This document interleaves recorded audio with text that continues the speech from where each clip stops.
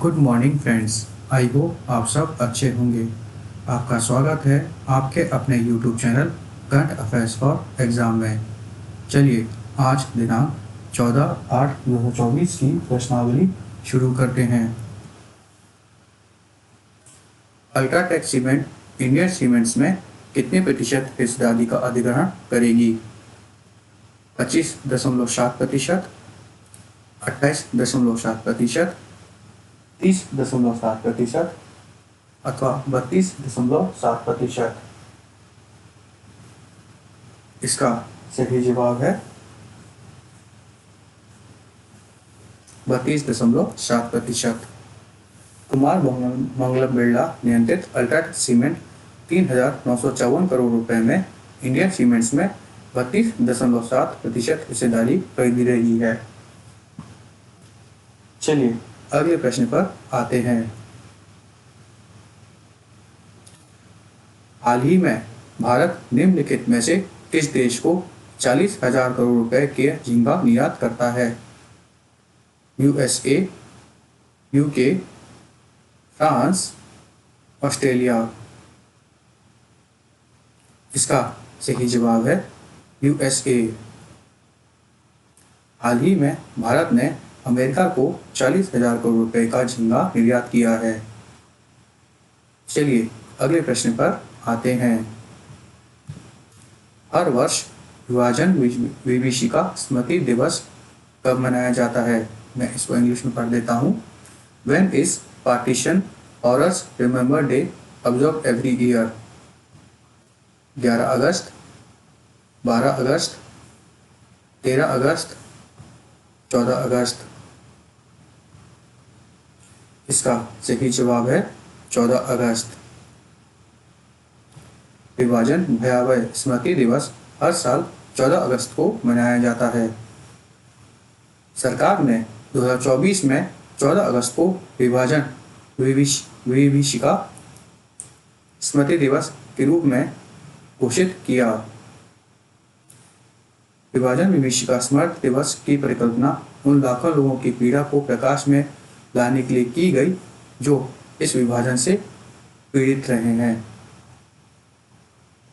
चलिए अगले प्रश्न पर आते हैं।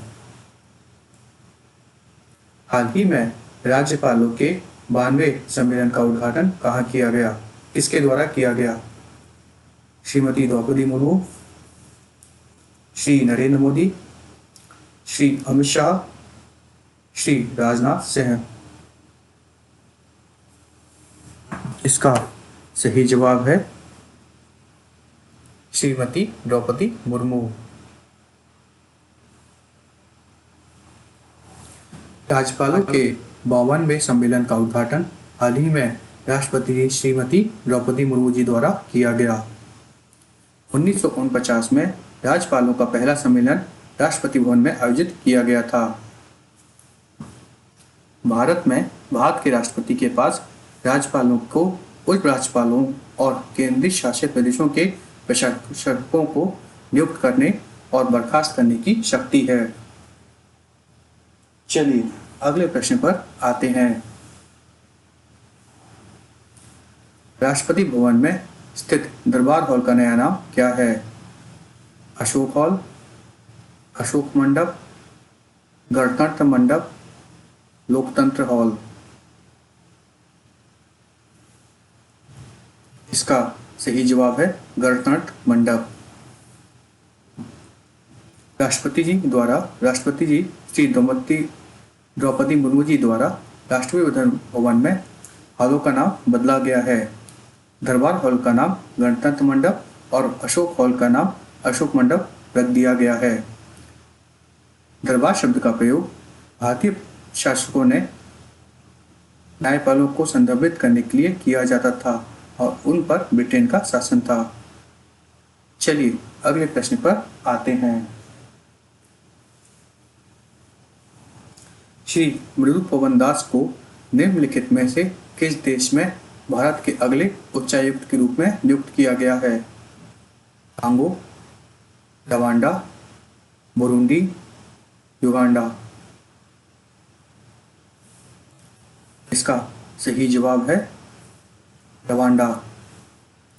श्री मधु पवन दास को रवांडा गणराज्य में भारत के अगले उच्चायुक्त के रूप में नियुक्त किया गया है। चलिए अगले प्रश्न पर आते हैं। हाल ही में निम्नलिखित में से किस देश की संसद के ने उस कानून को मंजूरी दे दी है जो कुछ आवारा कुत्तों की इच्छा मृत्यु की अनुमति देता है? यमन, सीरिया, लेबनान, तुर्की। इसका सही जवाब है तुर्की।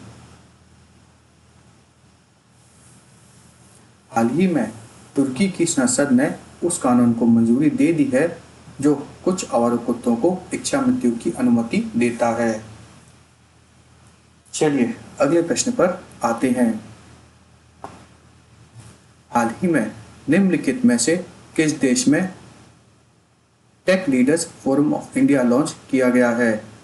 सऊदी अरब, संयुक्त अरब अमीरात, फ्रांस, स्पेन। इसका सही जवाब है संयुक्त अरब अमीरात। Tech leaders forum of India limited को हाल ही में संयुक्त अरब अमीरात के दुबई में लॉन्च किया गया था। इसकी मेजबानी federation of economic development association द्वारा की गई थी। चलिए अगले प्रश्न पर आते हैं। निम्नलिखित में से ICAR CMFRI के निदेशक के रूप में किसे नियुक्त किया गया है? संजय शुक्ला, चंद्रलाल दास, ग्रिनसन जॉर्ज, संदीप बख्शी।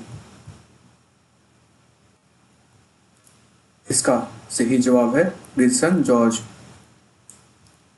ग्रिनसन जॉर्ज को ICAR CMFRI के निदेशक के रूप में नियुक्त किया गया है। चलिए अगले प्रश्न पर आते हैं। निम्नलिखित में से किसने national leader monitoring system control centre का उद्घाटन किया? श्री नरेंद्र मोदी, श्री अमित शाह, श्री राजनाथ सिंह, श्री मनोहर लाल खट्टर।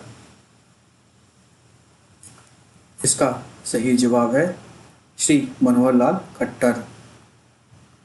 श्री मनोहर लाल खट्टर ने REC मुख्यालय गुरुग्राम में राष्ट्रीय फीडर निगरानी प्रणाली नियंत्रण केंद्र का उद्घाटन किया। इसका लक्ष्य पूरे भारत में लगभग 2.5 लाख 11 kV फीडरों की बिजली आपूर्ति, कटौती और समग्र स्थिति पर वास्तविक समय डाटा अर्थात रियल टाइम डाटा प्रदान करना है। फ्रेंड्स, आज का सेशन यहीं समाप्त होता है।